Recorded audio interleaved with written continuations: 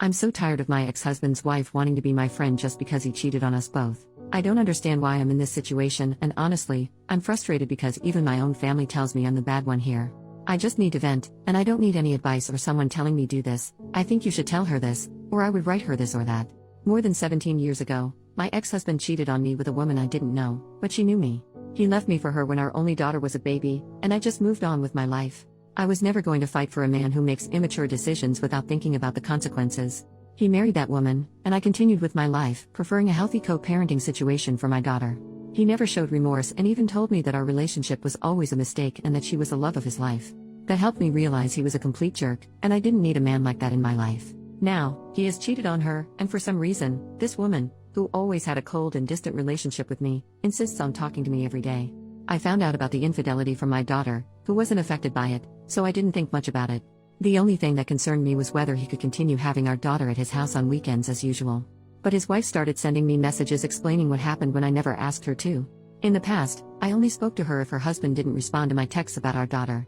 It's obvious she needs someone to talk to, and even when I respond with short, dry answers, she still sends me long voice notes explaining everything.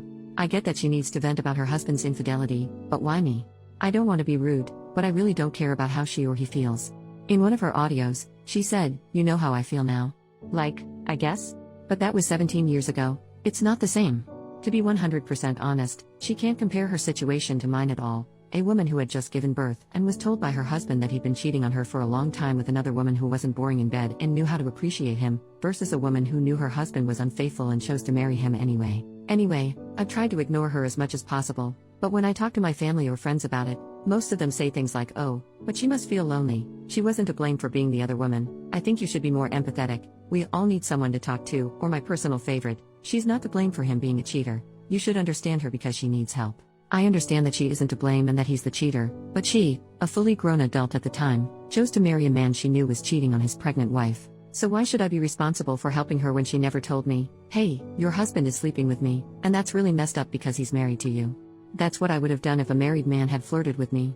Now, if she didn't do any of that, why should I, as a feminist, feel obligated to be her friend? It doesn't make sense, and the worst part is that almost all the women around me tell me I should help her and listen to her, even though I don't want to or feel any empathy for her or for him. I think she and my ex knew exactly what they were getting into. I don't understand why I should be her free therapist now. Being cheated on is not my entire identity. I don't need to talk about it 24/7 with her. I've chosen to ignore her, and that's what I'm going to keep doing, even if it makes me a bad feminist for not feeling empathetic. Edit, no, I can't block her because she still lives with him, and I need her contact information in case of an emergency with my daughter.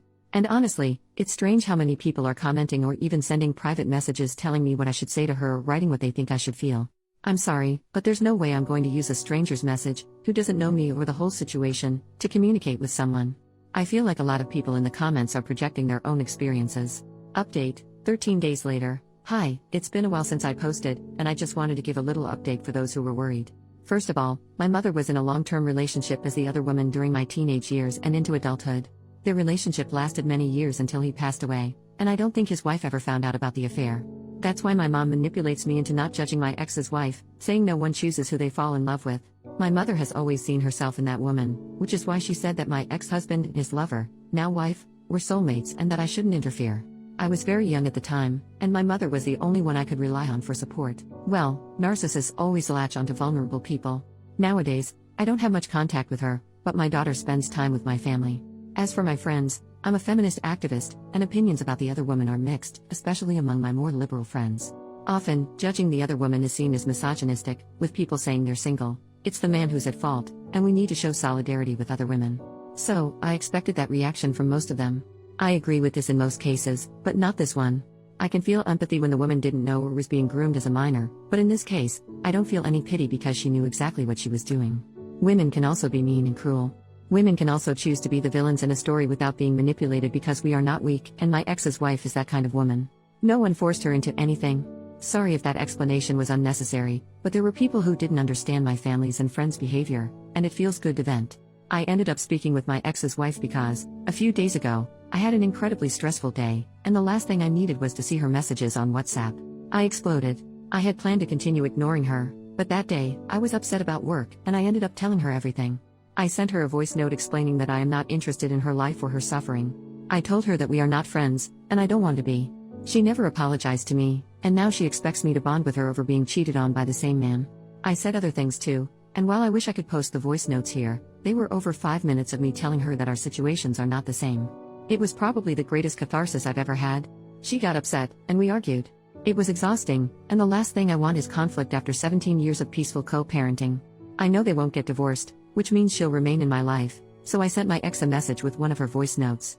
I went through them all, and she never once apologized. Not that I need her apology, I don't care, but people asked. The messages were just complaints and attempts to have me join her in venting about him or being her unpaid therapist. I told my ex he needed to tell his wife to back off and see a therapist. He apologized and said they're working on their marriage, and she's still feeling angry and insecure, obviously. Since I went through the same thing, she felt we could bond over it. He mentioned that they started attending online workshops run by some couple teaching people how to get over infidelity. Sometimes I'm envious of people who can scam others so easily.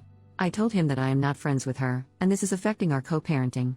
He needed to put a stop to it if she didn't understand my words. He reluctantly agreed to speak to her, and I've gone 3 days without hearing from her, except for a message today telling me that my daughter was asleep at their house.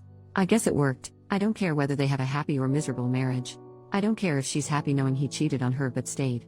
I just want to live in peace without dealing with people in their 40s who still act like they're in high school.